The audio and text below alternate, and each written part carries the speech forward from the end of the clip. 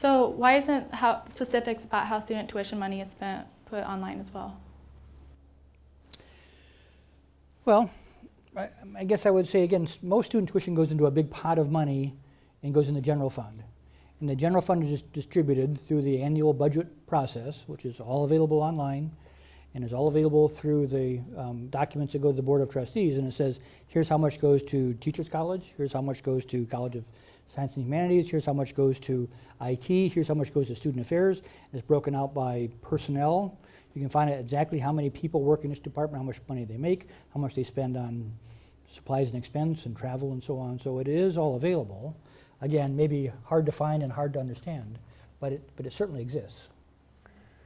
I guess I'm kind of struggling with that question. You know, as a faculty member, I would probably have said, you know, that's probably the wrong question to ask, but here's the question you should have asked, and here's the answer that I would give to that question. You know, we analyze very carefully where money is spent. So I can, as of at least the last year, I can tell you how much every student credit hour cost in every department at the university. And I know which programs are the most expensive courses to teach and which are the least expensive courses to teach. Mm-hmm.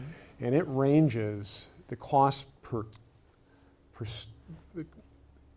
we call it student credit hour, for the cost per student credit hour to deliver a course varies widely across the institution depending upon how many students are in the course. Primarily it's how many students are in the course. So for example, speech communication courses that you all have to take in these large sections, those are some of the most inexpensive courses you can take because you have a lot of students in there. If you're in music, those are very expensive courses to take because there are often lessons associated with them. Architecture and planning or any studio-driven program is more expensive than a lecture program. Business courses, you might expect them to be expensive to deliver, but because of high salaries in the business college, however, they have larger classes.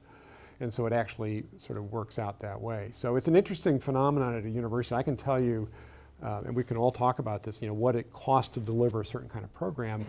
But institutionally, we've had this decision for many years that we're not going to charge the music majors a whole lot more money simply because they're music majors. We're going to try to spread that across the institution because we may have, you know, accounting majors taking music courses or biology majors taking philosophy. So that's where that sort of equalization takes place, and it's the integrated whole of the academic programming is what we're driving at. So tuition goes into that, as well as general, the legislative, the state money goes into those big pots. And that's the majority of the money for those operations. The only other sources of funding that are of any size are gift money and what we call sponsored program, research grants and so on. That does generate some revenue as well to help support some aspects of the teaching part of the program.